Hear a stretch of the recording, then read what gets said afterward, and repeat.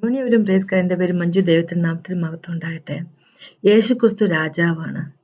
യേശുക്രിസ്തു ഈ ലോകത്തെ സൃഷ്ടിച്ചവനാണ് അല്ലെ. അപ്പൊ യേശുവിൻ്റെ നാമം അത് റെസ്പെക്റ്റ് ചെയ്യാൻ, ബഹുമാനിക്കപ്പെടാൻ എന്തുകൊണ്ടും അർഹതയുള്ളതാണ്. ദൈവം ഇങ്ങനെ ചോദിച്ചു, ഞാനൊരു പിതാവാണെങ്കിൽ എനിക്ക് റെസ്പെക്റ്റ് തരേണ്ടതില്ല അല്ലെ? ഞാനൊരു മാസ്റ്റർ ആണെങ്കിൽ എന്നോട് ഭക്തി കാണിക്കേണ്ടതില്ലേ അല്ലെ? അപ്പോൾ നമ്മൾ ഓരോ കാര്യം ദൈവത്തോട് ചെയ്യും എന്ന് പറഞ്ഞിട്ട് നമ്മൾ ചെയ്യാതിരിക്കുമ്പോൾ നമ്മൾ ദൈവത്തെ ശരിക്കും പറഞ്ഞാൽ റെസ്പെക്റ്റ് ചെയ്യാതിരിക്കുകയാണ് ചെയ്യുന്നത് അല്ലെ.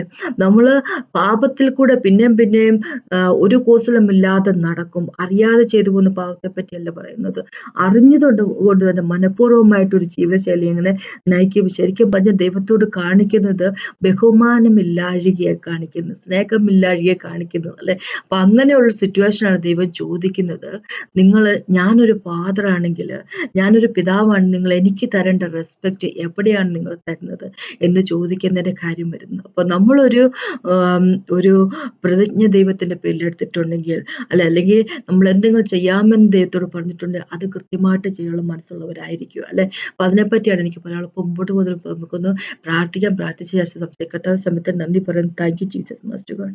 അങ്ങയുടെ കൃപയ്ക്കായിട്ട്, അങ്ങയുടെ സ്നേഹത്തായിട്ട്, ഞങ്ങളുടെ കൂടെ എന്നും നിൽക്കുന്നതായിട്ട്, ഞങ്ങളെ ഒരിക്കൽ പോലും ഉപേക്ഷിച്ച് കളയത്തില്ല എന്നുള്ളതിനായിട്ട് thank you Jesus master. Praise you and worship you master. Thank you Lord God Almighty. ഞങ്ങളോട് സംസാരിക്കണമേ കർത്താവേ. എന്നും അങ്ങയോട് വളരെയധികം റെസ്പെക്റ്റോടുകൂടി മാത്രമേ പെരുമാറാനുള്ള കൃപ ഞങ്ങൾക്ക് തരണേ. സ്നേഹത്തോടുകൂടി അങ്ങനെ റെസ്പെക്ട് ചെയ്താണ് മുമ്പോട്ട് പോകാനുള്ള കൃപ തന്നെ. യേശുവെ നന്ദി പിതാവേ. Worship you and praise you master in Jesus name. ആമേൻ.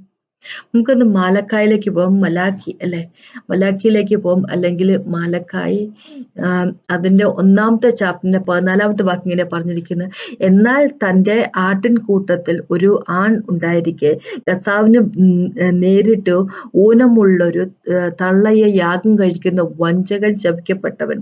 ഞാൻ മഹാരാജാവല്ലോ, എന്റെ നാമം ജാതികളുടെ ഇടയിൽ ഭയങ്കരമായിരിക്കുന്നു എന്ന് സൈന്യങ്ങളുടെ യഹോവ അരുളി ചെയ്തിരിക്കുന്നു. അപ്പൊ ഇവിടെ ദൈവം എങ്ങനെയാ പറഞ്ഞിരിക്കുന്നത്, തന്റെ ആട്ടിൻകൂട്ടത്തില് ഒരു നല്ലൊരു ഉള്ള ഒരു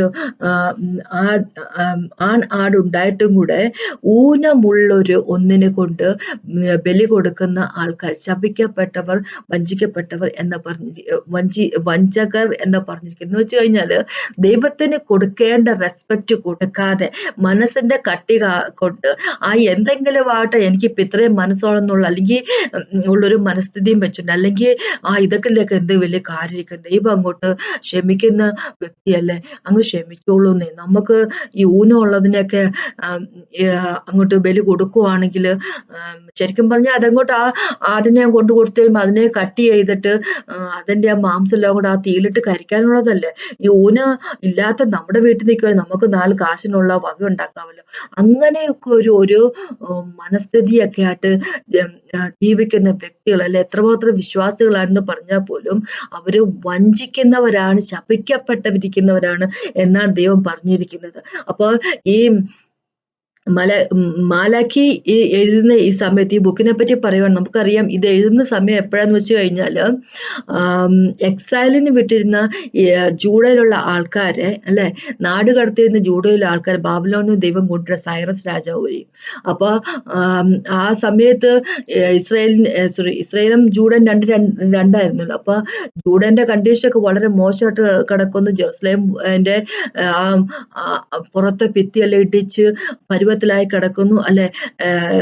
എന്താ പറയുക, പിന്നെ ടെമ്പിളില്ല, ജെറുസലേം ദേവാലയമില്ല. അങ്ങനത്തെ ഒരു വല്ലാത്തൊരു അവസ്ഥ അല്ലെ. ഒന്ന് വിചാരിച്ചു നോക്കിയേ, ഈജിപ്തിൽ നിന്ന് മോസസ് വഴി കൊണ്ടുവന്ന ആൾക്കാര്, ലക്ഷക്കണക്കിന് ആൾക്കാരെ കൊണ്ടുവന്നവർന്ന് പിന്നെ തിരിച്ച് ജൂഡയിലേക്ക് ഇവര് എക്സൈൽ വരുമ്പോ കുറച്ച് ആൾക്കാരേ ഉള്ളൂ അല്ലെ. അങ്ങനത്തെ ഒരു അവസ്ഥയിലേക്ക് വരുക. ഒരുപാട് പേര് മരിച്ചു പോകുന്നു അല്ലെ. നെബൂഖദ്നേസർ വന്ന് ജൂഡ പിടിച്ചെടുക്കുന്ന സമയത്തൊക്കെ ഒരുപാട് പേര് മരിച്ചു പോകുന്നു, കൊല്ലുന്നു അല്ലെ. അപ്പൊ അങ്ങനത്തെ ഒരു അവസ്ഥയിലേക്ക് ഇവരുടെ തന്നെ മോശപ്പെട്ട രീതിയിലുള്ള ജീവിതം കൊണ്ടാണ് ഇങ്ങനെയൊക്കെ ഉണ്ടായി തീർന്നത്. പിന്നെ അവസാനം 70 വർഷം കഴിഞ്ഞപ്പോൾ ജെറമ്യാ വഴി ദൈവം പ്രോഫസി ചെയ്തപോലെ 70 വർഷം കഴിഞ്ഞപ്പോഴേക്കും ദൈവം ഇവരെ തിരിച്ചു കൊണ്ടുവരിക അല്ലെ. കൊണ്ടുവന്നു കഴിഞ്ഞ് സെറുബ്ബാബേലും ജോഷുവയൊക്കെ, ജോഷുവ ഹൈ പ്രീസ്റ്റ് ആയിരുന്നല്ലോ. പ്രീസ്റ്റിന്റെ കുലത്തിൽപ്പെട്ട ആള് സെറുബാബേല് ഷിയാൽറ്റിയൽ എന്ന് പറഞ്ഞ ആളുടെ മകൻ എന്ന് വെച്ചാല് ഡേവിഡിന്റെ കുലത്തിൽപ്പെട്ട ഒരു വ്യക്തി അല്ലെ. അപ്പൊ അദ്ദേഹം വഴി ഇവർ രണ്ടുപേരും വഴി ദൈവം പിന്നെ ജെറുസലേം ടെമ്പിൾ ദേവാലയത്തെ പിന്നെ കൺസ്ട്രക്ട് ചെയ്യുകയോ ചെയ്യുന്നത് അല്ലെ. അപ്പൊ നമുക്ക് അതിന്റെ ഇടയ്ക്കൊക്കെ ആൾക്കാര് ഇത് നിർത്തിക്കുന്നതിന് വേണ്ടി കൺസ്ട്രക്ഷൻ നിർത്തിക്കുന്നതിന് വേണ്ടിയൊക്കെ പ്രശ്നങ്ങളൊക്കെ ഉണ്ടാകുന്നു. പിന്നെ കുറച്ച് നാളത്തെ കൺസ്ട്രക്ഷൻ നിർത്തിവെക്കുന്നു. പിന്നെ ഹാഗായി വഴി സക്കറിയ വഴിയൊക്കെ ദൈവം പിന്നെ പ്രോഫസി കൊടുക്കുന്നു. പിന്നെ അത് കൺസ്ട്രക്ട് ചെയ്യുന്നു അല്ലെ. ടെമ്പിൾ കൺസ്ട്രക്ട് ചെയ്യുന്നു. തിരിച്ച് കൺസ്ട്രക്ഷൻ എല്ലാം കഴിഞ്ഞതിന് ശേഷം ടെമ്പിളിന്റെ ഡെഡിക്കേഷൻ എല്ലാം കഴിഞ്ഞു. പിന്നെ ഒരു 60 വർഷത്തോളം കഴിഞ്ഞിട്ടാണ് ദൈവം എസ്രയിനെ വിടുന്നത്. എസ്രയിനും നെഹമീനെയൊക്കെ വിടുന്നത്. അപ്പൊ നെഹമീ വന്ന് നോക്കുമ്പോ അതിന്റെ ജെറുസലേമിന്റെ ചുറ്റുമുള്ള ഭിത്തിയെല്ലാം അല്ലെ മതിലെല്ലാം ഇടിഞ്ഞ് ഒരു പരുവത്തിൽ കിടക്കും. അതെല്ലാം റെക്കോർഡ് സ്പീഡിൽ അത് എല്ലാം കൺസ്ട്രക്ട് ചെയ്ത് ശരിയാക്കുന്നു. പിന്നെ എസ്ര വർഷിപ്പ് റീസ്റ്റാർട്ട് ചെയ്യുന്നു അല്ലെ. അപ്പൊ എസ്രേന്റെ സമയത്ത് എസ്രേൻ നെഹമീന്റെ ഒക്കെ സമയത്ത് എന്താ നടക്കുന്ന വെച്ച് കഴിഞ്ഞാൽ എക്സലിൽ നിന്ന് തിരിച്ചു വന്ന ആൾക്കാര് പിന്നെയും അവര് കനാനിലുള്ള ആൾക്കാരെ കല്യാണം കഴിക്കും, സ്ത്രീകളെ കല്യാണം കഴിക്കുന്നു. അങ്ങനെ ഒരു അവസ്ഥയിലേക്ക് പോവുക, പാപം പിന്നെയും കൊണ്ടുവരിക. അപ്പൊ നമുക്കറിയാം സോളമൻ 1000 സ്ത്രീകളെ വിവാഹം കഴിച്ചു. അതല്ലേ ഈ പല രാജ്യത്തു നിന്നുള്ള ആൾക്കാരെ ആയതുകൊണ്ട് ഇസ്രായേലിൽ നിന്ന് മാത്രം സോളമൻ ആരെയും കണ്ടെത്താൻ സാധിച്ചില്ല. ബാക്കി ലോകത്തുള്ള സകല ആൾക്കാരൊന്നും കല്യാണം കഴിച്ച് ഈജിപ്തിൽ നിന്നും കനാനിൽ നിന്നും അവിടെ നിന്ന് ഇവിടെ നിന്നെല്ലാം കല്യാണം കഴിച്ചിട്ടാണ് സോളമൻ അവസാനം വലിയ വൻ പരാജയമായി തീർന്നു അല്ലെ.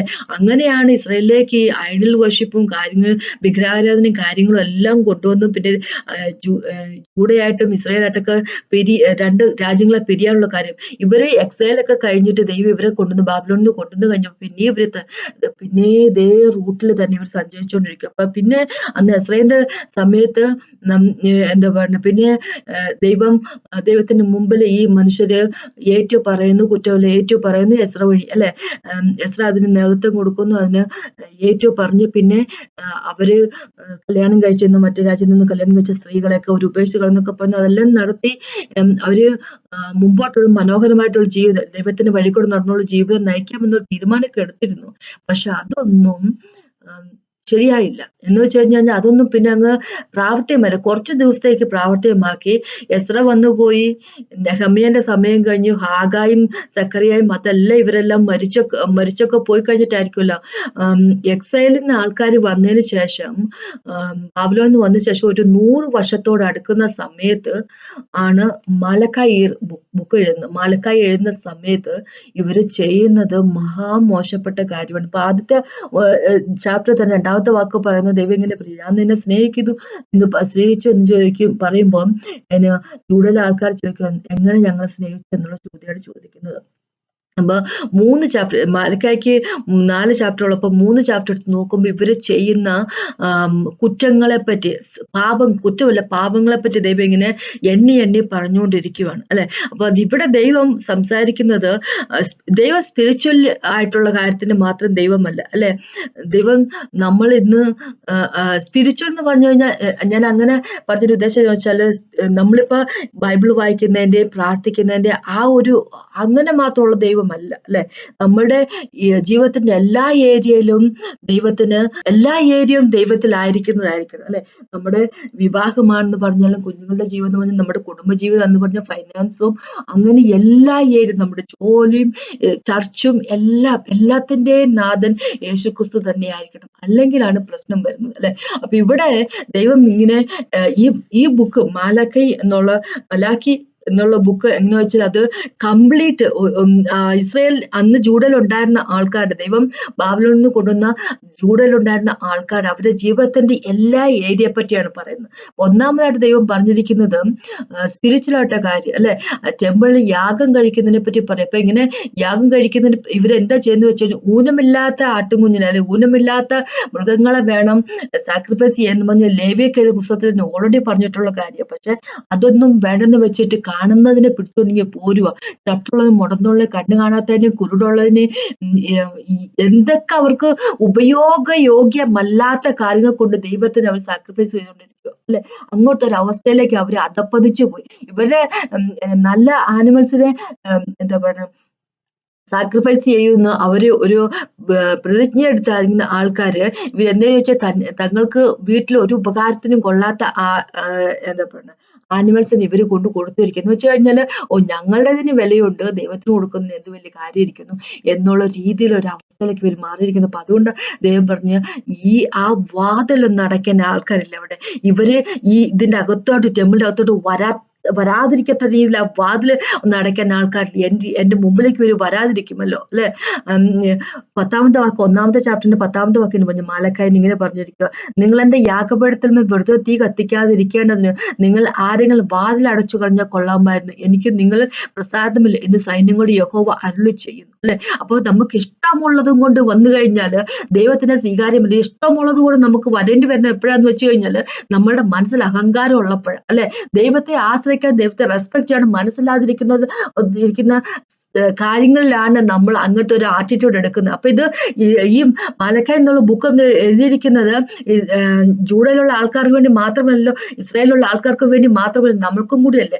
അപ്പൊ നമ്മൾ ഓരോ കാര്യങ്ങൾ ഇങ്ങനെ ജീവിതത്തിൽ ചെയ്യുമ്പോൾ, നമുക്ക് ഇഷ്ടമുള്ള രീതിയിൽ നമ്മൾ ഓരോ കാര്യം ചെയ്യുമ്പോൾ, അല്ല ദൈവത്തോട് പറഞ്ഞ കാര്യങ്ങൾ അതുപോലെ തന്നെ പ്രാവർത്തികമാക്കാതെ നമ്മൾക്ക് ഇഷ്ടമുള്ള രീതി കോംപ്രമൈസ്ഡ് ആയിട്ടുള്ള കാര്യം ചെയ്യുമ്പോൾ ദൈവം പറയുന്നത് എന്താന്ന് വെച്ച് കഴിഞ്ഞാല്, ഇവിടെ വാതിലടയ്ക്കാൻ ആരുമില്ല, ഇത് ഈ ആൾക്കാരൊന്നും എന്റെ അടുത്തേക്ക് വരാതിരിക്കുമല്ലോ അല്ലെ. ആ ചർച്ചിന്റെ ഡോർ അടയ്ക്കാൻ ആൾക്കാരില്ലേ, എന്റെ അടുത്തേക്ക് ഇവര് വരാതിരിക്കുമല്ലോ. അങ്ങനത്തെ ഒരു അവസ്ഥയിലേക്ക് നമ്മളായിട്ട് നമ്മളെ തന്നെ കൊണ്ട് ചാടിക്കരുത് അല്ലെ. 14ാമത്തെ വാക്കിൽ ഇങ്ങനെ പറഞ്ഞിരിക്കുന്നത്, തന്റെ ആട്ടിൻകൂട്ടത്തിൽ ഒരു ആൺ ഉണ്ടായിരിക്കെ കർത്താവിന് നേർന്നിട്ട് ഊനമുള്ളൊരു തള്ളയെ യാഗം കഴിക്കുന്ന വഞ്ചകൻ ശപിക്കപ്പെട്ടവർ. അപ്പൊ അങ്ങനെ വരെ മനസ്സുള്ള മനുഷ്യർ ചുരുക്കി ഇന്നും ഉണ്ട് ആൾക്കാർ അല്ലെ. സഫീറയും എന്താ പറയുന്നത് അനന്യാസും അങ്ങനെയാ ചെയ്തത് അല്ലെ. അവരോട് ദൈവം പറഞ്ഞ പോലില്ല, നിങ്ങളുടെ സ്ഥലം വിട്ടിട്ട് കൊടുക്കണം പോലും പറഞ്ഞിട്ട് പോലില്ല. പക്ഷെ എന്നാലും അവർ അങ്ങനത്തെ ഒരു ആറ്റിറ്റ്യൂഡ് അവരെടുത്ത് അല്ലെ.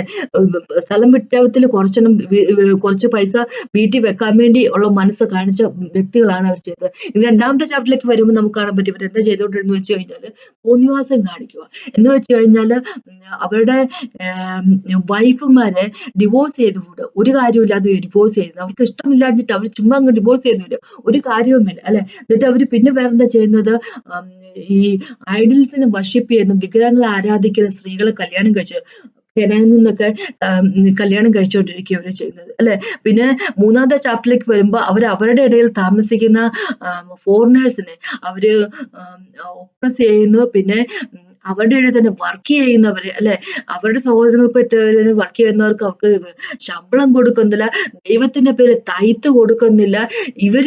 അവരുടെ കുടുംബജീവിതം അവർ കൊളാക്കിക്കൊണ്ടിരിക്കുന്നു, അവരുടെ രീതിയിൽ ജീവിച്ചുകൊണ്ടിരിക്കുന്നു, അവരുടെ സ്പിരിച്വൽ ആയിട്ടുള്ള ലൈഫ് അവർ കൊളാക്കിക്കൊണ്ടിരിക്കുന്നു, അവരുടെ സോഷ്യൽ ജീവിതം അവര് തോന്നിവാസത്തിന് ജീവിച്ചുകൊണ്ടിരിക്കുന്നു അല്ലെ. ഇതെല്ലാം കഴിഞ്ഞിട്ട് ദൈവത്തിന് അനുഗ്രഹം ഉണ്ടായിരിക്കണം എന്ന് പറഞ്ഞു കഴിഞ്ഞാൽ ദൈവം സമ്മതിക്കുമോ? അതാണ് ദൈവം ചോദിക്കുന്നത് അല്ലെ.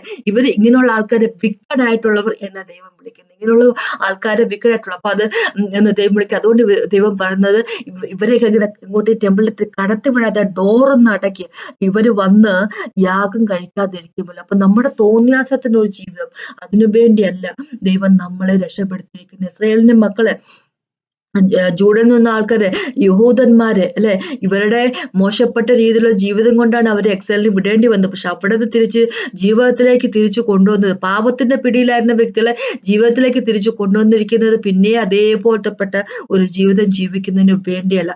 മലാഖായി ദൈവം എഴുതിയിരിക്കുന്നത് ഇസ്രായേലിന് വേണ്ടി അല്ല അല്ലെ. പഴയ നിയമം എഴുതിയിരിക്കുന്ന ഇസ്രായേലിന് വേണ്ടി തന്നെയല്ല, നമ്മൾക്കും വേണ്ടി കൂടിയാണ് അല്ലെ. ദൈവത്തെ വാഴ്ത്തിക്കൊണ്ട് ദൈവത്തിന് ഇഷ്ടപ്പെടുന്ന രീതിയിലുള്ള സാക്രിഫൈസുകൾ കൊടുക്കാനാണ് പറഞ്ഞിരിക്കുന്നത്. നമുക്ക് റോമക്കെതിലേഖനത്തിലെ 12ാമത്തെ ചാപ്റ്റർ 1ാമത്തെ വാക്കിൽ പറഞ്ഞിരിക്കുന്നത്, നമ്മുടെ ശരീരത്തെ ഒരു ലിവിങ് സാക്രിഫൈസ് ആണ് ദൈവത്തിന് വേണ്ടി സമർപ്പിക്കണം എന്ന് പറഞ്ഞിരിക്കും. അപ്പൊ ദൈവത്തിന് ഇഷ്ടമുള്ള എന്ന് പറയുമ്പം നമ്മളുടെ ബെസ്റ്റ് കൊടുക്കണം എന്ന് പറയും, നമ്മുടെ ബെസ്റ്റ് കൊടുക്കണം, ദൈവത്തിന് ഏറ്റവും നല്ലത് അല്ലെ കൊടുക്കണം എന്ന് പറയുമ്പോൾ അതുകൊണ്ട് ഉദ്ദേശിക്കുന്നത് വെച്ചാൽ ദൈവത്തിന് ഇഷ്ടമുള്ളത് കൊടുക്കുന്നത്. അപ്പൊ ദൈവത്തിന് ഇഷ്ടമുള്ളത് എന്ന് പറഞ്ഞു കഴിഞ്ഞാല് കുറെ വിലപിടിപ്പുള്ള കാര്യങ്ങൾ കൊടുക്കുക, അങ്ങനെയൊന്നുമല്ല. അതുകൊണ്ട് എന്തോ ഉദ്ദേശിക്കുന്നത് വെച്ച് കഴിഞ്ഞാല് ദൈവത്തിന്റെ വചനം അനുസരിച്ചൊരു ജീവിതം അല്ലെ, ദൈവത്തിന്റെ വചനം അനുസരിച്ചൊരു ജീവിതം, അതായിരിക്കണം നമ്മൾ ജീവിക്കണം. അപ്പൊ അതാണ് ദൈവത്തിന് ഏറ്റവും വലിയ ഇഷ്ടമുള്ള കാര്യം. ഇപ്പൊ ദൈവത്തെ പ്രീതിപ്പെടുത്തണമെങ്കിൽ ഒന്നൊരൊറ്റ വഴിയുള്ളൂ, നമുക്ക് വിശ്വാസത്തോടുകൂടി ദൈവത്തിന്റെ വചനം അനുസരിച്ച് ജീവിതം ജീവിക്കുക അല്ലെ. അല്ലാതെ നമ്മളുടെ ഇഷ്ടത്തിന് പ്രകാരം ഉള്ളൊരു ജീവിതത്തിനായിട്ടല്ല ഗ്രേസ് പീരീഡ് നമുക്ക് തന്നിരിക്കുന്നത്. ഇസ്രായേൽ മക്കളെ എക്സൈലിൽ നിന്ന് തിരിച്ചു കൊണ്ടുവന്നു എന്നുള്ളത് അവരുടെ ഇഷ്ടത്തിന് പ്രകാരം ജീവിക്കുന്നുള്ള ജീവിതം ആയിരുന്നില്ല. ഇവര് ഇസ്രായേൽ മക്കള് അല്ലെങ്കിൽ ഇസ്രായേൽ എന്ന് പറയാതെ ജൂഡ അല്ലെ, ജൂഡയിലുള്ളവര് അവരുടെ ഇഷ്ടത്തിന് പ്രകാരം പോയപ്പോ അവരെ ബാബിലോണിൽ നിന്ന് ബാബിലോണിൽ നിന്ന് തിരിച്ചു വരാതിരുന്ന ആൾക്കാർ, തിരിച്ചു വരാൻ താല്പര്യം കാണിക്കാതിരുന്ന ആൾക്കാരും ഉണ്ടായിരുന്നു. പിന്നെ തിരിച്ചു വന്ന ആൾക്കാര്, ജൂഡയിലേക്ക് വന്ന ആൾക്കാർ, അവർക്ക് പിന്നെയും തോന്നിവാസത്തിനായിട്ടുള്ള ഒരു തോന്നിയ പോലുള്ള ഒരു ജീവിതമാണ് അവർ ജീവിച്ചത്. ദൈവത്തിന്റെ സ്നേഹമോ ദൈവത്തിന്റെ കരുണയോ ഒന്നും അവര് മനസ്സിൽ വെക്കാതെ അവർക്ക് തോന്നിയ രീതിയിൽ മോശപ്പെട്ട രീതിയിലേക്ക് അവർ പോയ ഒരു കാഴ്ചയെ കാണുന്നത് അല്ലെ. അവർക്ക് തോന്നുന്ന രീതിയിലുള്ള സാക്രിഫൈസും അങ്ങനെയുള്ള കാര്യങ്ങളൊക്കെ ചെയ്യുന്നത് കണ്ടു. പക്ഷെ അങ്ങനെ ഒരു ജീവിതമുള്ളവർക്ക് അല്ലെ, അങ്ങനെ ഒരു ജീവിതം ജീവിക്കാൻ തീരുമാനിച്ച ആൾക്കാർക്ക് ഒരിക്കലും ദൈവത്തിന് മുമ്പിൽ ഒരു സ്ഥാനമില്ല. അപ്പൊ നമ്മളും അങ്ങനത്തെ ഒരു ജീവിതമാണ് ജീവിക്കാൻ താല്പര്യപ്പെടുന്നെങ്കിൽ മനസ്സിന്റെ കട്ടി കൊണ്ട് എന്താണെങ്കിലും വേണ്ടില്ല, ഇങ്ങനെ അങ്ങ് പോയാൽ മതി അല്ലെ, ഇത് എനിക്ക് താല്പര്യം എന്നൊക്കെ ഒരു രീതിയിലുള്ള ഒരു വർഷിപ്പാണ് ദൈവത്തിന് കൊടുക്കുന്നത്. അപ്പൊ ഒന്ന് വിചാരിച്ചു നോക്കിയേ, ഊനമില്ലാത്തതിനെ കൊണ്ടുവരാൻ പറഞ്ഞിരിക്കുന്ന ദൈവത്തിന് മുമ്പോട്ട് ഊനമുള്ളതിനെ മനഃപൂർവ്വം കൊണ്ടുവന്ന് വെച്ച് കഴിഞ്ഞപ്പോ അവിടെ മനുഷ്യര് തന്നെയല്ല, മനുഷ്യരെന്ന് പറഞ്ഞാല് സാധാരണക്കാരെ മനുഷ്യർ തന്നെയല്ല, ഇതിനെല്ലാം വളം വെച്ച് കൊടുക്കുന്ന, ഇതിനെല്ലാം അംഗീകരിച്ചു കൊടുക്കുന്ന പ്രീസ്റ്റുമാരും ഉണ്ട് അല്ലെ. അപ്പൊ ഒന്ന് വിചാരിച്ചു നോക്കിയേ, ഇങ്ങനെയാണെങ്കിൽ നമ്മുടെ ചർച്ചകളിലൊക്കെ നടക്കുന്ന ഇങ്ങനെയാണെങ്കിൽ കോൺഗ്രിഗേഷൻ മെമ്പേഴ്സിനെ താളത്തിനൊത്താണ് പാസ്റ്റർമാരെ തുള്ളുന്നതെങ്കിൽ ഒന്ന് വിചാരിച്ചു നോക്കി അല്ലെ. അപ്പൊ അവരും വളം വെച്ച് കൊടുക്കും, ഇതൊക്കെ ഓക്കെയാണ്, ദൈവം കരുണയല്ല, ഓക്കെയാണ്, കോംപ്രമൈസ് ചെയ്യുന്ന രീതിയിലുള്ള ജീവിതമാണെങ്കിൽ ഒന്ന് വിചാരിച്ചു നോക്കി. അപ്പോ ദൈവം ഇതാ പറഞ്ഞിരിക്കുന്നത്, അങ്ങനെയുള്ള വ്യക്തികൾക്ക് ദൈവത്തിന് മുമ്പിൽ സ്ഥാനമില്ല, ദൈവത്തിന് കിങ്ഡത്തിൽ ഒരു സ്ഥാനമില്ല എന്നുള്ള കാര്യം വളരെ കൃത്യമായിട്ട് ദൈവം നമ്മളോടും കൂടെ പറയാം. മലഖി എന്നുള്ള ഒരു ബുക്ക് നമ്മളെല്ലാവരും വളരെയധികം മനസ്സിരുത്തി വായിക്കുന്ന ഒരു ബുക്കാണ്. ദൈവം തന്റെ നിലപാട് ഉറപ്പിച്ച് നമ്മളോട് പറഞ്ഞിരിക്കുക അല്ലെ. ഇങ്ങനെ പറഞ്ഞിരിക്കും 3-ാമത്തെ ചാപ്റ്ററിൽ യേശുക്രിസ്തു വരുന്നത് എന്താ പറയാ, അലക്കുകാരന്റെ സോപ്പ് പോലെ വരുന്നത്, റിഫൈനറിന്റെ ഫയർ പോലെ വരുന്നത് അല്ലെ. എന്ന് വെച്ച് കഴിഞ്ഞാൽ നമുക്കറിയാം എന്താ പറയാ, റിഫൈനറി ഫയർ എന്ന് പറഞ്ഞത് എന്താന്ന് വെച്ചാല് സ്വർണ്ണവും വെള്ളിയൊക്കെ ഉരുക്കി ആഭരണങ്ങൾ ചെയ്യാൻ വേണ്ടി അവരിങ്ങനെ ആല അല്ലെ, ഈ പണിക്കാരന്റെ സ്വർണ്ണപ്പണിക്കാരന്റെ തട്ടാന്റെ ആല പോലെയാണെന്ന് പറഞ്ഞിരിക്കുന്നത് അല്ലെ. അവത്തിലിട്ട് ഉരുക്കി തെളിച്ചെടുക്കും ദൈവം അല്ലെ. അപ്പൊ അതിനായിട്ട് നമ്മളായിട്ട് പണിയുണ്ടാക്കി വെക്കണം. അപ്പൊ അതിനെപ്പറ്റിയാണ് എനിക്കിന്ന് പറയാനുള്ളത്. പോകുന്ന പ്രാർത്ഥിച്ചുകൊണ്ട് നിർത്താം. കർത്താവെ, ഈ സമയത്ത് നന്ദി പറഞ്ഞ കർത്താവെ, അങ്ങേക്ക് ഇഷ്ടമുള്ള രീതിയിലുള്ള ജീവിതം ജീവിക്കാനുള്ള കൃപ ഞങ്ങൾക്ക് തണ്ടെന്ന് അപേക്ഷിക്കുന്നു. Thank you Jesus, I praise and worship you. Thank you Lord God almighty. അങ്ങയിൽ മാത്രം ഉറച്ചു നിന്നുകൊണ്ട് കർത്താവ്, അങ്ങേക്ക് ഇഷ്ടമുള്ള ഏത് രീതിയാണ് അതനുസരിച്ച് ജീവിക്കാനുള്ള കൃപ ഞങ്ങൾക്ക് തരണമേ കർത്താവ്. Thank you Jesus. അനുഗ്രഹിക്കുന്ന അപേക്ഷിക്കുന്ന നാമത്തിൽ ആമേൻ. ഇത് കേട്ട നന്ദി. ദൈവത്തിനാമത്തിൽ മാത്രം ഉണ്ടാകും.